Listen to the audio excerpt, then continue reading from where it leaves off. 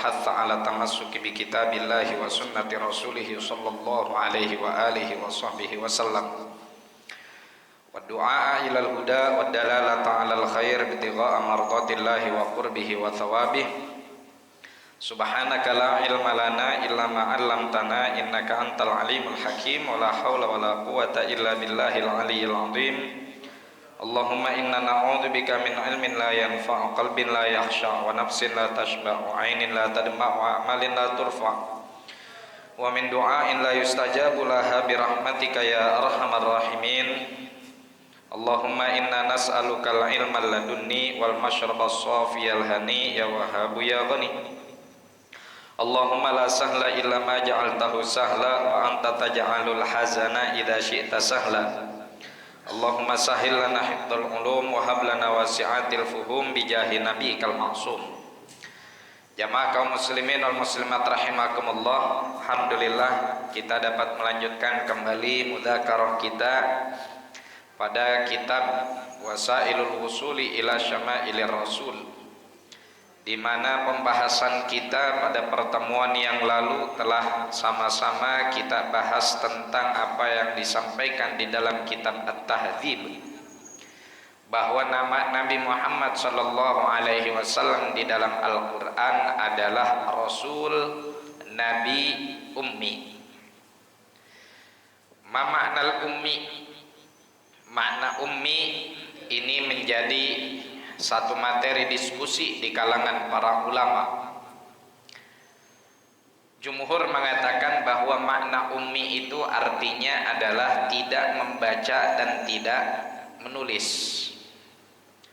Tentunya bagi baginda Nabi sallallahu alaihi wasallam, sifat umminya ini justru menjadi satu pembuktian bahwa Al-Quran yang sampai kepada kita bukanlah karya tulis ataupun karangan Nabi Muhammad sallallahu alaihi wasallam. Kalau saja Nabi sallallahu alaihi wasallam tidak ummi, ya, sebagaimana dikatakan oleh para ulama dalam hal ini, misalkan Al-Imam Al-Baijuri di dalam Tuhfatul Murid Syarah Jauharatit Tauhid, dan juga Al-Imam Muhammad Said Ramadan Al-Buti di dalam kitab beliau Kubral Yaqiniyatil Kauniyah mengatakan, kurang lebih maknanya andai kata Rasulullah sallallahu alaihi wasallam itu bisa membaca dan bisa menulis, atau paling tidak bisa baca aja, maka kemungkinan besar kendati pun Al-Quran ini dituliskan oleh pihak lain, misalkan oleh Sayyidina Ali atau siapa yang diperintahkan oleh Nabi untuk menuliskannya, maka untuk merevisi itu Rasulullah mesti membacanya secara langsung. Dibaca dulu sama Nabi, ya. Kalau ada yang sesuai dengan diktean Rasulullah, berarti benar. Nggak sesuai maka direvisi. Maka ada kemungkinan besar hal ini menunjukkan bahwa Al-Quran itu adalah bikinan atau ciptaan Nabi Muhammad sallallahu alaihi wasallam. Tapi karena Rasulullah sallallahu alaihi wasallam ini ummi, tidak membaca dan tidak menulis, maka Al-Quran yang sampai kepada kita itu murni, tidak ada revisian dari baginda Nabi Muhammad sallallahu alaihi wasallam, karena apa yang disampaikan oleh Rasulullah itu murni datang dari Allah Subhanahu wa ta'ala. Maka sifat umminya baginda Nabi fi haqqih, bagi haknya Rasulullah, itu bukan sebuah kekurangan, melainkan maziyah, melainkan keistimewaan, yang dengan itu kita betul-betul meyakini bahwa Al-Quran ini min indi rabbil alamin, memang betul ia datang dari Allah Subhanahu wa ta'ala. Tapi selanjutnya dijelaskan bahwa nama Nabi sallallahu alaihi wasallam di dalam Al-Quran juga adalah syahidan, ya. Syahidan ini artinya yang menyaksikan, ya, yang melihat. Hal ini sebagaimana di dalam Al-Quran Allah Subhanahu wa taala menyebutkan setidaknya di dalam 2 surah, ya, di dalam surah Al-Ahzab dan juga di dalam suratul Fatah. Di dalam suratul Ahzab redaksinya, ya ayyuhan nabiyyu inna arsalnaka syahidan wa mubasysyiran wa nadhira wa da'iyan ilallahi biidnihi wa sirajan munira. Masya Allah, apal ibu-ibu ya. Lanjutannya apa Bu? Oh, udah itu doang, itu doang. Iya, nggak apa-apa ya, namanya lumayan ya nggak? Iya, apal 2 ayat lumayan bisa ngelanjutin daripada bapak-bapak tadi nggak ada yang lanjutin, berarti nggak ada yang hafal ya. Ya. Ya ayyuhan nabiyyu, wahai sang nabi, inna arsalnaka, sesungguhnya kami mengutusmu, syahidan. Ma makna syahidan? Makna dari syahid menjadi saksi. Ya. Jadi saksi dalam hal apa? Satu, Rasulullah Shallallahu Alaihi Wasallam jadi saksi dalam hal perbuatan umat-umatnya. Karena setiap amalan kita ini sebelum dilaporkan kepada Allah disaksikan dulu, dilaporin dulu kepada Rasulullah Shallallahu Alaihi Wasallam. Ya. Setiap amalan umatnya, baik yang baik ataupun yang buruk. Kalau Rasulullah mendapati amalan umatnya ini baik, maka Rasulullah berbahagia. Kalau Rasulullah mendapati amalan umatnya yang dilaporkan kepada beliau ini buruk, maka Rasulullah memohon ampunan kepada Allah Subhanahu wa taala. Seperti kumpulnya kita malam hari ini disaksikan oleh baginda Nabi Muhammad sallallahu alaihi wasallam. Oh, Masya Allah. Itu jamaah di majlis Assalam. Assalam Kifahan, kimia farma, hannya apa ya? Hankam, ya. Majlis taklim yang ada di Masjid Assalam itu lagi pada kumpul. Ngapain? Makan roti. Ya. Lagi pada kumpul makan roti. Ya. Masya Allah. Makannya di masjid. Alhamdulillah, ya. Jadi ibadah untuk niatin diri biar kuat ibadah. Dicatetin itu sama malaikat, dilaporin ke Rasulullah, ya Rasulullah, no umatmu no lagi pada makan, tapi makannya sambil itikaf di masjid, sambil ngaji, ya. Tapi ada juga umatmu yang dibungkus sama dia, dilepit, dibawa pulang.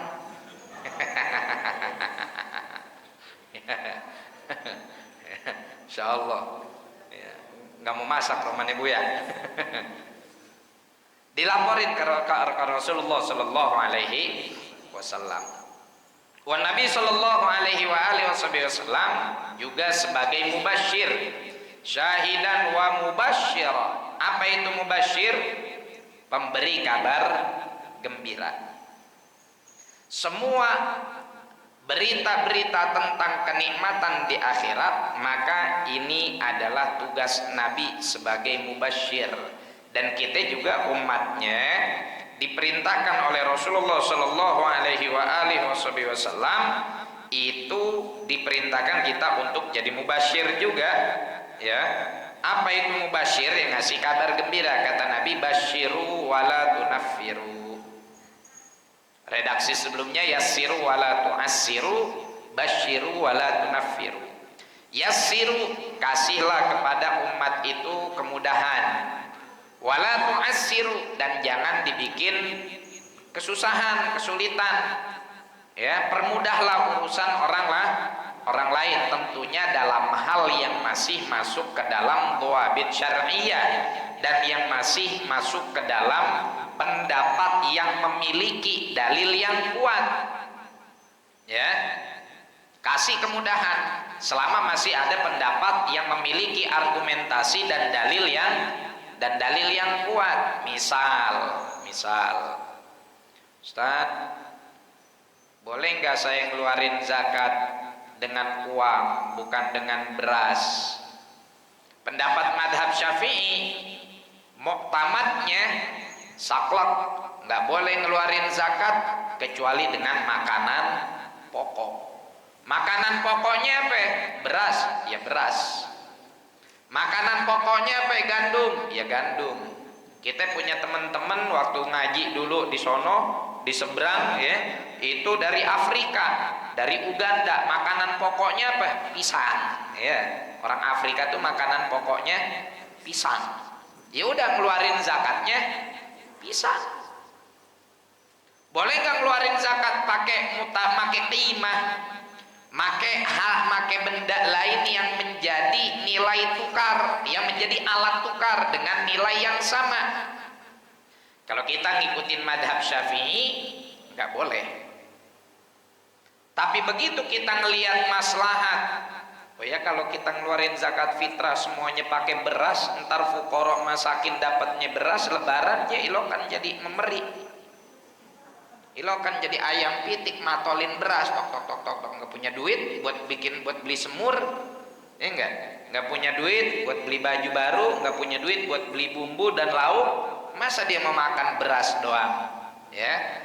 Ternyata fulus, duit aghbab, lebih diinginkan oleh para fuqara dan masakin. Lihat ada nggak pendapat ulama yang memiliki dalil yang kuat, madhab yang muktabar? Kita lihat dalam madhab al-Imam Abu Hanifah, ada, boleh.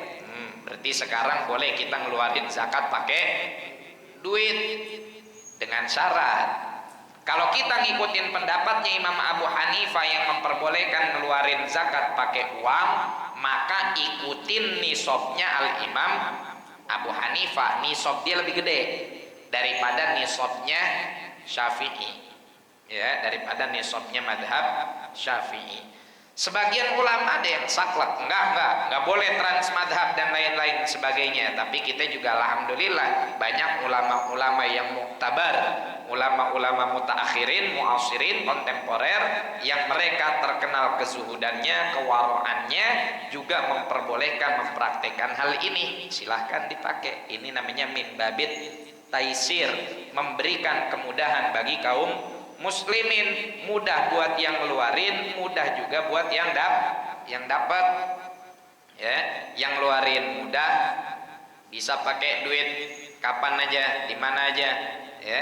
Buat yang dapatnya juga alhamdulillah. Tadi saya dari masjid sebelah sono dapatnya beras, alhamdulillah. Dari Assalam dapatnya duit. Sekarang duitnya saya pakai buat beli ayam jago. Ayam jagonya saya sembelih, sisanya masih bisa buat beli asam Jawa, buat beli serai, buat beli tempe. Jadi dah tuh ayam sayur kuning sama beli kunyit. Kan enak begitu takbiran, malam-malam udah mulai masak, pagi-pagi habis sholat Idul Fitri fuqara dan masakin bisa makan enak. Kalau semuanya beras, mau beli ayam kagak ada duit, mau beli lauk yang lain kagak ada duit. Ilo kan pagi-pagi pulang sholat Idul Fitri aja lagi patolin aja tuh beras. Gitu. Ini namanya min babit taisir, memberikan keringanan, ya. Taib, enteng ngeluarin pakai beras juga kan, ntar kalau sudah diterima sama si fuqara tuh bebas. Dia mau pakai buat apa tuh beras? Ya, tapi waya gitu kapan dia sempat buat mengkonversikan berasnya menjadi mata uang. Ala kulli hal, ya. Disinilah kemudahan dari baginda Nabi Shallallahu Alaihi Wasallam. Basyiru wala tunafiru, kasih umat kabar gembira, jangan yang nakut-nakutin mulu. Kalau mau cerita neraka sekalian banyakin cerita surganya. Jadi umat ini enggak selalu merasa hidup dalam ketakutan. Sekarang asal Bapak Ibu tahu, di Jazirah Arab, di negara-negara Teluk, khususnya Saudi Arabia, itu prosentase atau jumlah anak mudanya yang menjadi ateis itu sudah hampir melebihi 50%. Kaget kan? Negara yang benderanya ada ucapan la ilaha illallah, anak mudanya pada jadi ateis. Tahu ateis, Bu? Apa ateis? Tidak bertuhan. Kenapa mereka jadi ateis? Gara-gara ulamanya dikit-dikit bid'ah, dikit-dikit kafir. Dikit-dikit bid'ah, dikit-dikit kafir. Ya, diimpor sama kita, ulamanya datang ke sini, tahlilan dikafirin, muludan dikafirin, makanan tahlil dibilang lebih haram daripada daging babi katanya. Ya, roahan dikafirin, halal bihalal dikafirin. Ya, akhirnya bukannya memperbanyak orang masuk Islam, malah memperbanyak muslimin jadi kafir. Orang tahlilan baca apa, Pak? La ilaha illallah, la ilaha illallah, la ilaha illallah. Itu kalimat la ilaha illallah sama Nabi Muhammad dipakai untuk mengislamkan orang kafir. Ya. Kan dulu ada sabda Nabi yang terkenal kepada Abu Thalib. Pada saat Abu Thalib sakaratul maut, apa kata Rasulullah? Qul kalimatan ahujju bika ahujju alaika biha inda rabbi. Ucapin kalimat la ilaha illallah yang dengan itu saya bisa berargumentasi di hadapan Allah untuk nyelamatin kamu wahai pamanku. Artinya kalimat la ilaha illallah siapapun yang mengucapkannya maka dihukumi sebagai muslim. Terlepas nanti dia ngucapin cuman lisan doang, hatinya enggak, itu nanti urusan dia dengan Allah. Lah sekarang orang tahlilan ngucapin la ilaha illallah, la ilaha illallah, dibilang kafir, dibilang bid'ah. Bid'ah itu adanya artinya adalah apa namanya? Dinar dolalah, sesat. Dolalah itu adalah finnar, jadi musyrik, jadi kufur loh. Katanya ngikutin Nabi. Masa Nabi make la ilaha illallah buat ngislamin orang, ente make la ilaha illallah buat ngafirin orang. Nah, ini jadi terkadang slogannya, ajakannya emang keren, kembali kepada Al-Quran dan Sunnah, kembali kepada Al-Quran dan hadis. Ini Nabi ngerjain apa enggak? Kalau Nabi enggak ngerjain, berarti jangan diikutin. Nabi juga kagak bikin kajian di Blok M, iya enggak? Nabi juga kagak bikin kajian di radio, Nabi juga enggak bikin kajian di TV, ya. Terus kenapa ente boleh ngikutin yang kayak begitu, boleh ngerjain yang kayak begitu, kalau giliran kita enggak?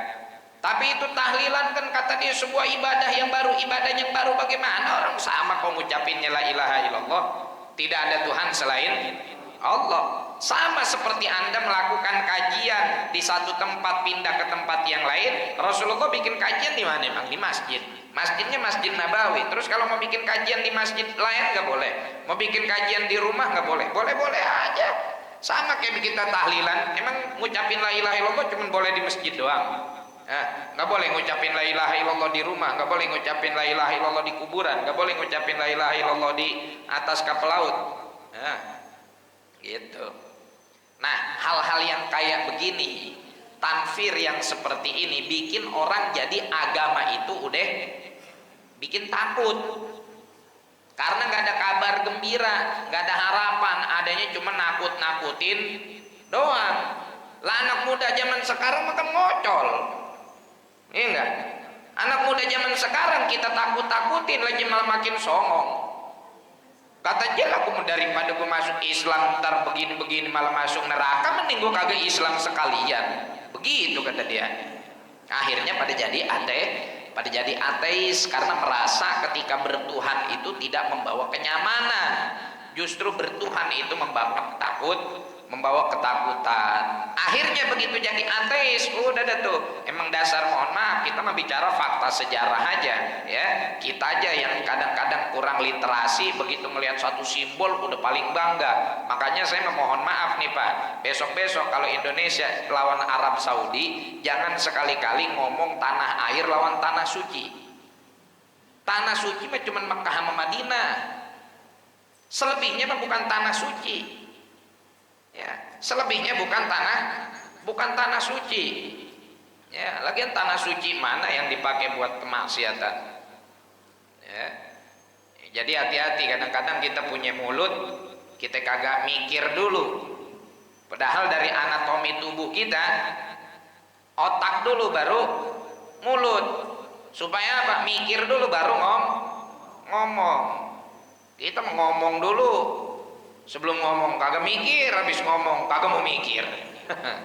Ya, gitu. Jadi jangan hanya karena melihat simbol langsung kemudian tergoda, oh ini paling islami, ini paling keren. Enggak.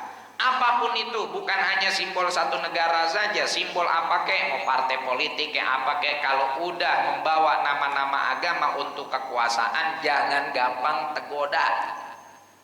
Jangan gampang tergoda.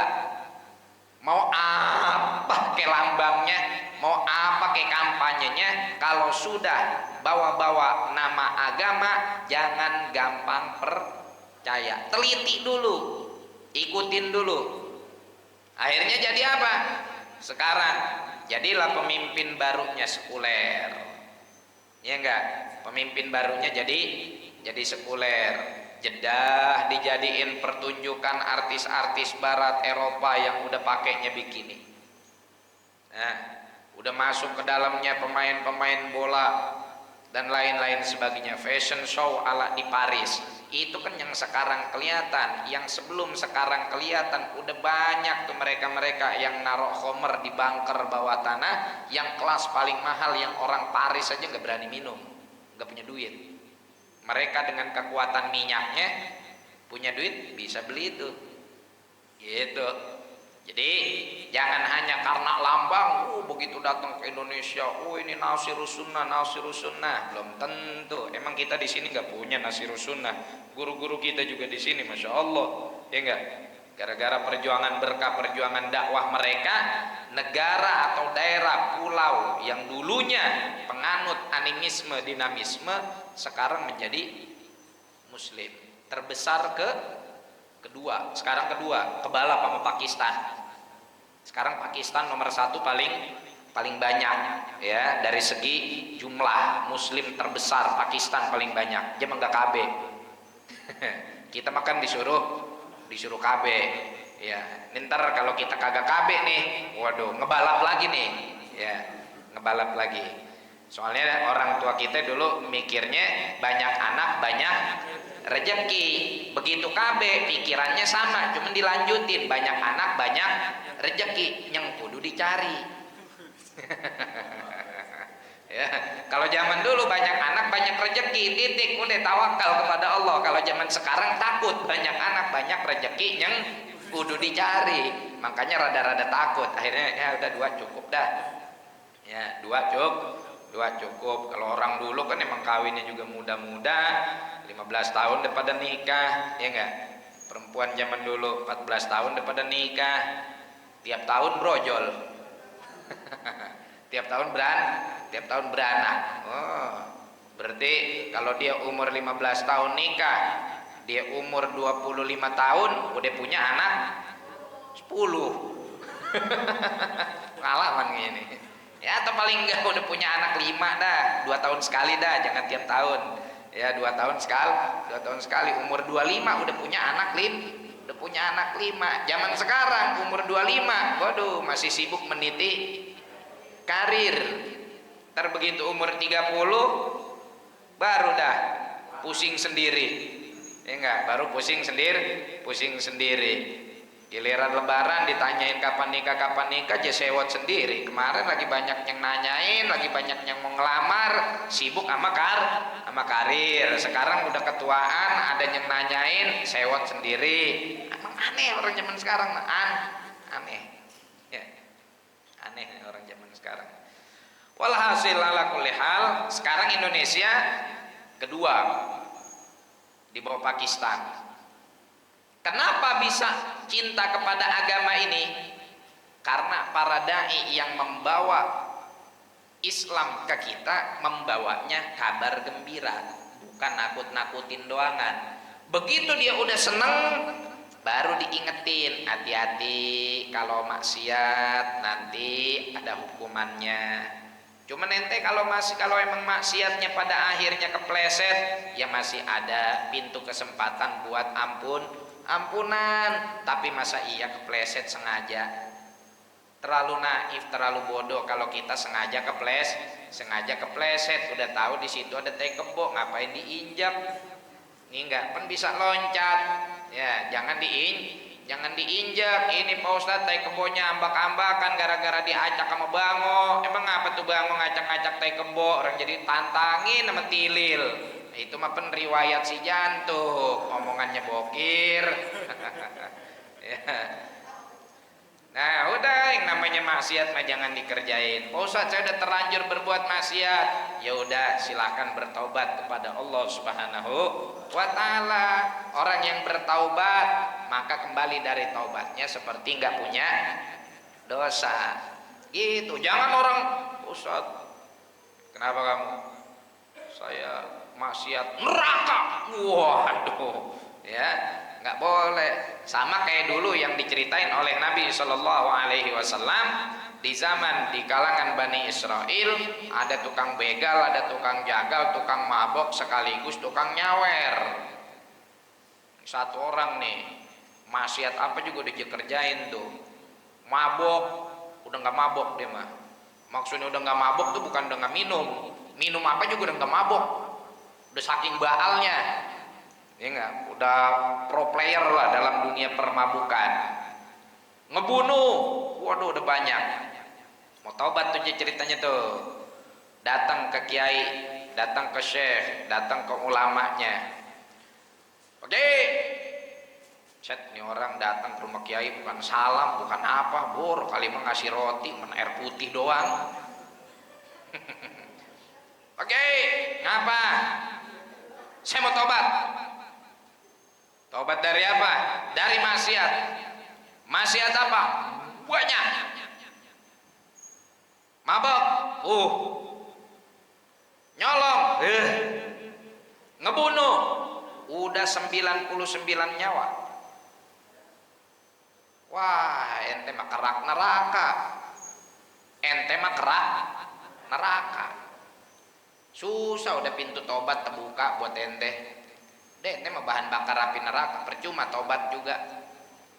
Apa kata nih si preman? Ya, daripada gue masuk neraka, kalau gue tobat, ya mendingan gue bunuh lagi nih atuh, nanggung 99 genepin aja jadi 100. Dibunuh dah tuh. Yai 100, jeder. Atuh dibunuh, jadi lengkap hasil bunuhan dia 100. Tapi hati kecilnya masih pengen tobat. Dia samperin kiai yang lain. Kiai, siapa itu? Saya si Jagur. Jagur preman Poris ya. Kampung saya Poris. Jagur Museng, tumben lu kesini. Saya mau tobat Pak Kiai. Tobat dari apa? Dari semua dosa-dosa saya.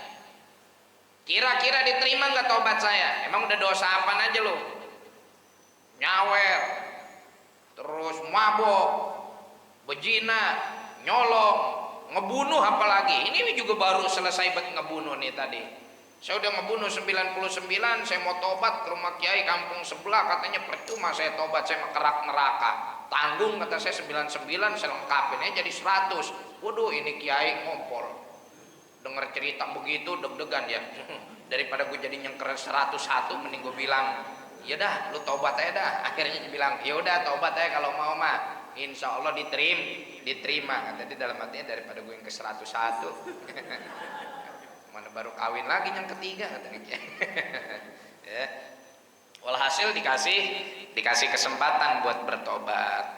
Apa yang terjadi? Kata Pak Kiai ini satu syaratnya yang penting. Ente kan tinggal di kampung yang banyak penyamun di situ, tinggal di kampung yang banyak maksiat di situ. Udah pindah, jangan di situ aja. Kalau di situ ente mau tobat, ntar baru mau berangkat sholat udah ada yang sholat tumben. Mending ikut kita yang mancing ke Rawacipondo. Daripada sholat, mending kita berangkat ke Galatama. Lumayan hadiahnya, PCX. Waduh. Ya. Walhasil, udah pindah ente, tinggalin kampung yang jelek. Berangkatlah dia, di tengah jalan mati, direbutin sama malaikat rahmat dan malaikat iqab, malaikat adab. Kata malaikat rahmat, ini jatah gue buat gue bawa ke sorga. Dia udah tobat. Kata malaikat adab, lo enggak lah, ini mah bahan baku neraka. Dia kan baru tobat doang, sholat aja belum, puasa aja belum. Akhirnya berdebat nih malaikat, ya, babu diutuslah oleh Allah malaikat Jibril ngahin. Kata malaikat Jibril, udah apa, jangan pada berdebat aja. Dah nih, lu ukur pada deketan kemana nih badan dia nih. Deketan ke kampung tempat dia mau hijrah, mau tobat, atau deketan ke kampung asal dia. Akhirnya diukur sama malaikat, ternyata lebih dekat ke kampung tempat dia pengen tobat. Cuman bedanya sejengkal doangan. Namanya ngasih kabar gembira, ya, yang kayak begini kita praktekkan karena Rasulullah Shallallahu Alaihi Wasallam pun melakukan hal itu kepada para umatnya.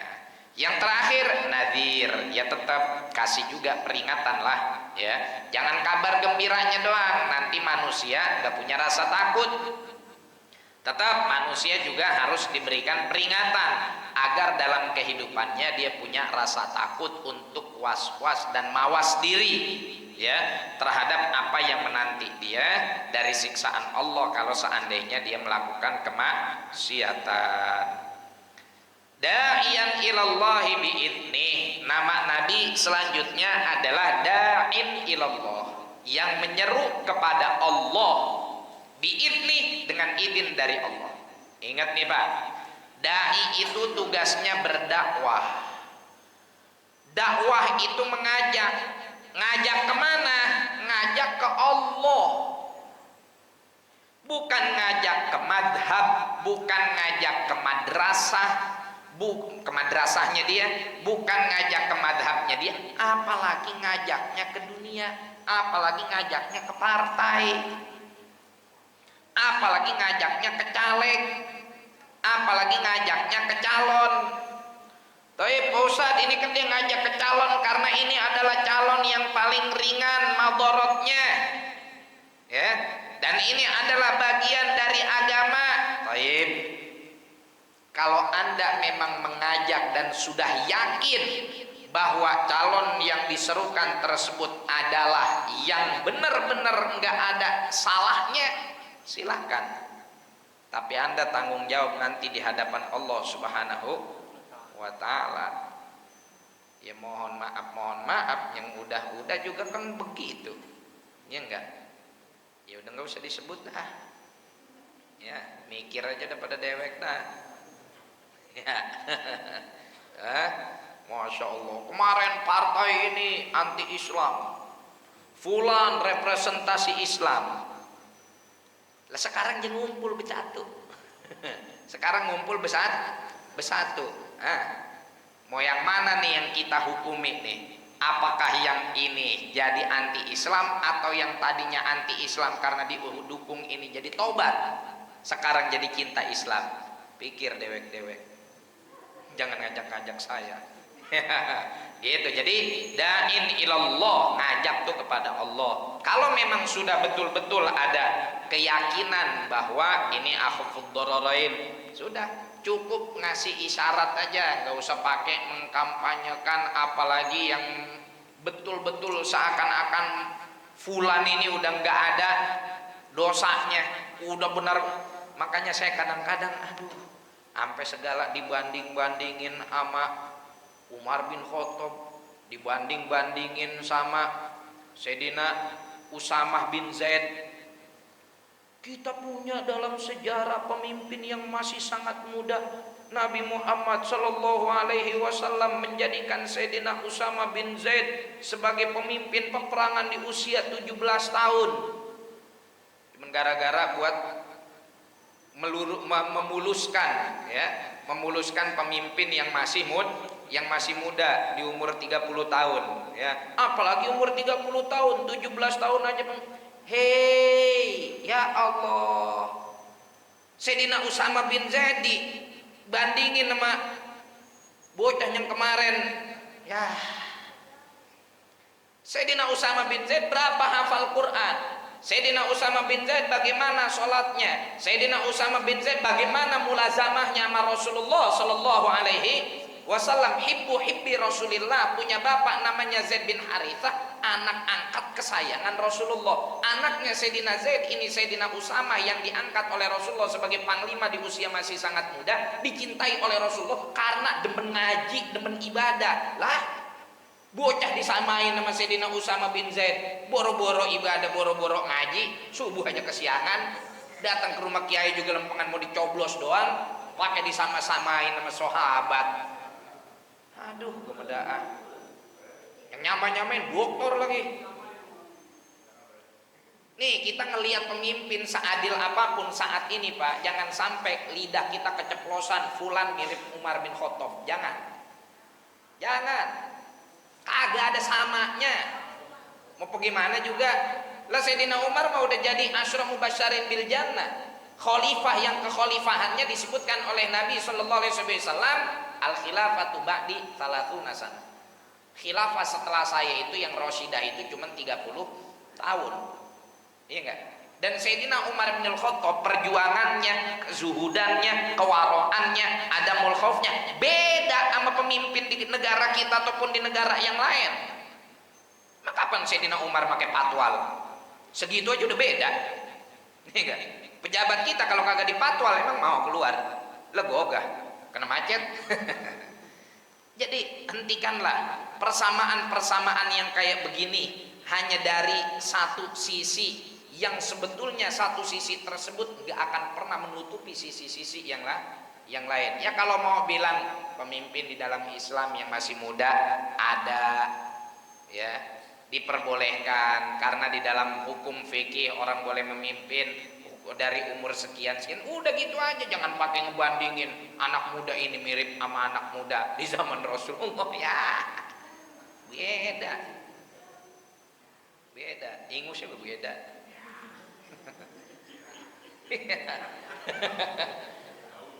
Jauh baina sama wasumur, baina sama wasumur, udah bukan sama wal ard lagi, sumur, udah gitu sumur minyak lagi. Ini mungkin dalam. Jadi janganlah menarasikan hal-hal yang demikian. Kita juga jangan latah ngelihat pemimpin mana langsung kita analogikan, langsung kita samain dengan pemimpin di zaman para sahabat. Ya, nggak akan sama.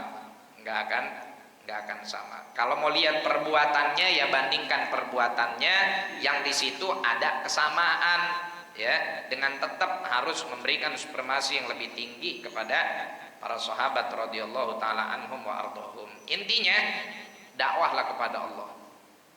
Oleh karena itu masyayikh kita pernah bilang kita nggak pernah manggil orang ke madhab, tapi manggil orang dengan madhab. Jadi madhab itu, madrasah itu hanya sebagai alat dakwah. Saya bermadhab Syafi'i,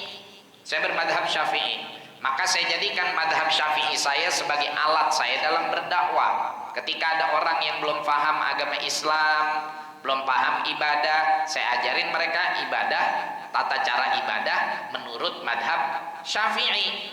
Tapi kalau kemudian orang tersebut belajar lagi madhab Maliki, madhab Hanafi, ya udah saya nggak usah baper, nggak usah marah. Silahkan ente mau ibadah dengan tata cara pendapatnya Imam Ahmad bin Hambal kah, atau Imam Malik bin Anas kah, atau Imam Abu Hanifah kah, selama itu mu'tabar silahkan, yang penting ente masih nyembah kepada Allah.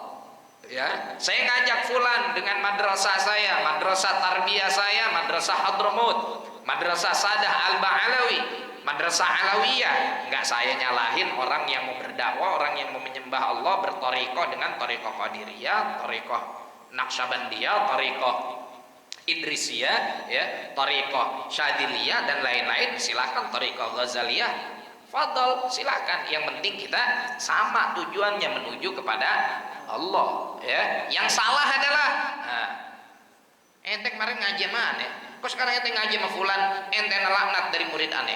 Waduh, salah. Namanya ente ngajak kepada madrasah Anda, kepada hawa nafsu Anda, kepada diri Anda, ya. Da'iyan ilallah, jadi dai kepada Allah biidnih, dengan izin dari Allah Subhanahu wa ta'ala. Izin dari Allah gimana? Izin dengan sanad dari para masyayikh, dari para guru, yang mereka dapat sanad dari guru-guru mereka, guru mereka dapat sanad izin dari gurunya lagi sampai ke Rasulullah, dan Rasulullah dapat izin dari Allah Subhanahu wa ta'ala.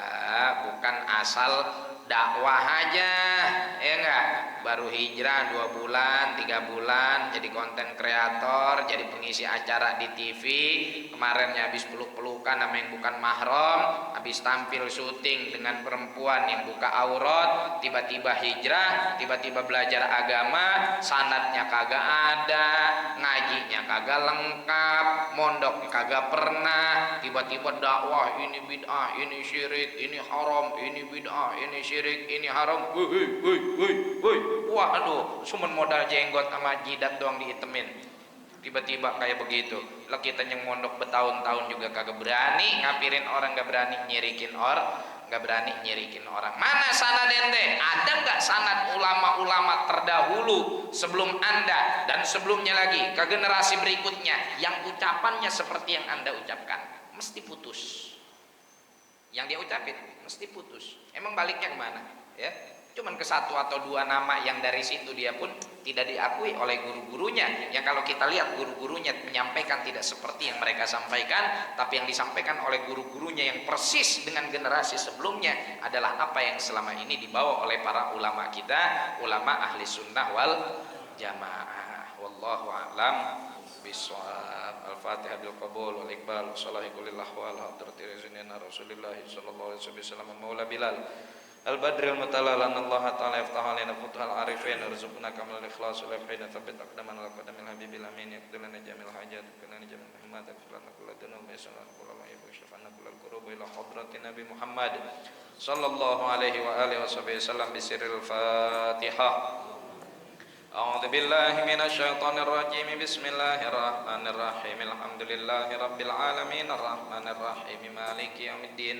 Iyyaka na'budu wa iyyaka nasta'in. Ihdinas siratal mustaqim. Shiratal ladzina an'amta 'alaihim ghairil maghdubi 'alaihim waladdallin. Amin.